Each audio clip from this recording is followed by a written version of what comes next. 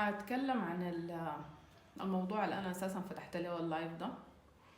ومبارح في واحدة من الأخوات ما مسحت تعليقها ولا حذرتها من الغنى، لأنه هي لها حرية الاختيار بأنها تكون قاعدة أو لا، وأنا وريتها بأنه يعني شعوري تجاهها في اللحظة دي كان شنو. كاتبة لي في تعليقها بأنه أنا أصله ما حبيتك.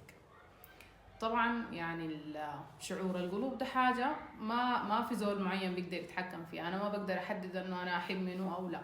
الحب ده بيجي من تصرفات معينة، من كلام معين، من انطباع معين. فطالما أنه أنت حسيتي بإحساس سيء تجاه زول، أنه أنت ما حبيتيه أو أنت ما هاضماه أو ما قابلاه وما قابل كلامه، فاتجاوزيه ما تأذيه.